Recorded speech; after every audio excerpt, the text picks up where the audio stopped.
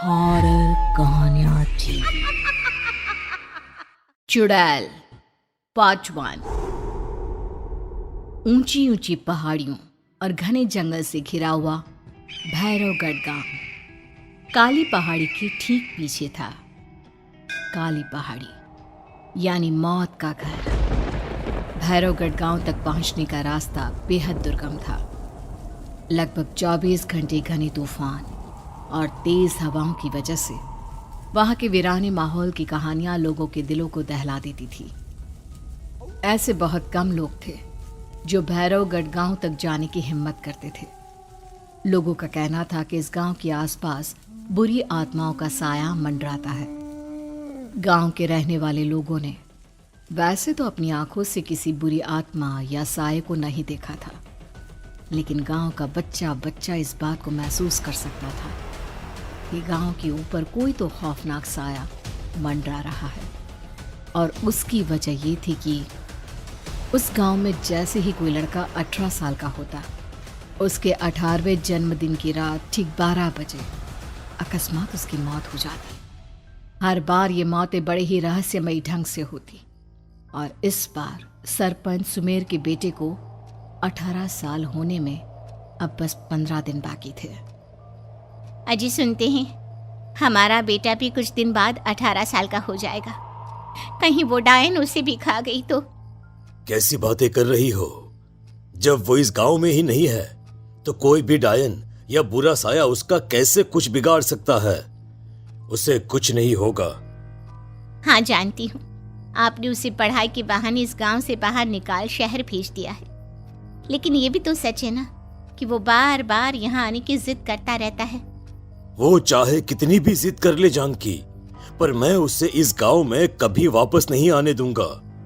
मैं नहीं चाहता कि गांव के दूसरे लड़कों की तरह मेरे बेटे की भी अजीबोगरीब ढंग से मौत हो जाए। कभी कभी तो लगता है कि हम सब गांव वालों को हिम्मत करके अपने गांव को इस बुरी आत्मा से छुड़वा लेना चाहिए। लेकिन कौन जानता है आखिर वो खतरनाक साया किसका है?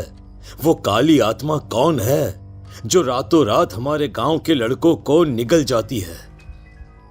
सुमेर और जानकी जब ये सारी बातें कर रहे थे तब रात के लगभग 10 बज चुके थे, और हर रात की तरह भैरवगढ़ गांव एक भयानक काले तूफान की आगोश में था। बाहर चल रही तेज हवाएं और बारिश के बीच कभी कभी ऐसा लगता जैसे कोई बुरी तरह से चीख रहा है। किसी के तड़पने और चीखने की आवाजें गांव के कानों में बार बार टकराती, पर वहां रहने वाले किसी भी औरत या आदमी के अंदर इतना साहस नहीं था कि वो अपने घर से बाहर कदम रख के उन आवाजों तक पहुंच सके। सो जाओ जानकी, और घर के खिड़की दरवाजे कसकर बंद कर दो। अब जानकी सब खिड़कियां ठीक से बंद करने ही लगती है कि तभी उसे अपने घर के दरवाजे पर जोर जोर से खटखटाने की आवाजें सुनाई देती है।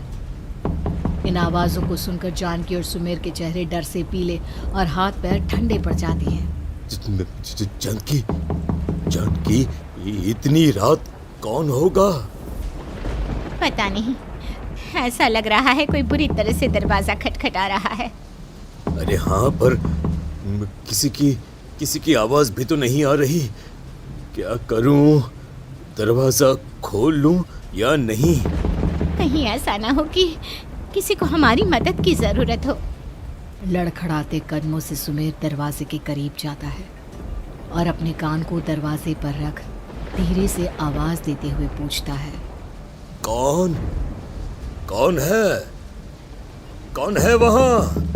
तभी एक बेहद डराने वाली आवाज उसके कानों से टकराती है। दरवाजा खोलो, दरवाजा खोलो, वरना आज की रात इस गांव में कोई जिंदा नहीं बचेगा। मैं जानती हूँ तुम्हारा बेटा 18 साल का होने वाला है। अगर उसकी जान की जरा भी परवाह है तो दरवाजा खोल दो। इस आवाज को सुनते ही सुमेर घबरा कर पीछे हट जाता है और जानकी को पूरी बात बताता है। कहीं वो डायन हमारे घर तक तो नहीं पहुंच गई? अब हम क्या करेंगे?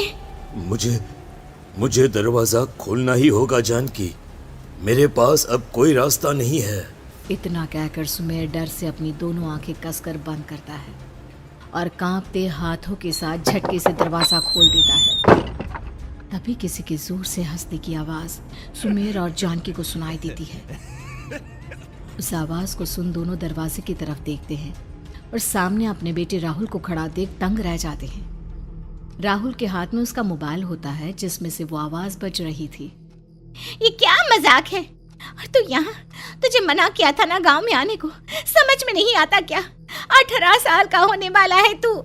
माँ, आप लोग भी पता नहीं किन अंधविश्वास भरी बातों पर भरोसा करते हैं। क्या क्या मैं अपने घर नहीं आ सकता? आप लोगों से नहीं मिल सकता? देख बेटा, हमने तुझे किसी वजह से ही इस गांव से दूर रखा था और यहां आकर तूने अच्छा नहीं किया। चल चल चल, मैं तुझे अभी के अभी वापस शहर छोड़कर आता हूं। ओफो पापा, आप बेकार की बातों से परेशान हो रहे हैं। बाहर इतना तेज अंधड़ तूफान चल रहा है, कहीं जाने की जरूरत नहीं है। मैं बस आप लोगों से मिलने आया हूं, कुछ दिन रहकर चला जाऊंगा। दिमाग खराब हो गया है इस लड़के का, नहीं जानता कि इस गांव में ये सुरक्षित नहीं है। किसने कहा था तुझे यहाँ आने को? ये आवाजें सुन, बाहर से जो आवाजें आ रही है तुझे सुनाई नहीं देती क्या?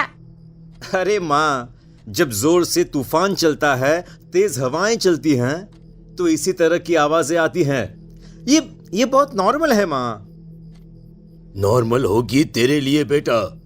4 दिन शहर में पढ़कर आया है तो अपने माँ बाप की बात नहीं मान सकता।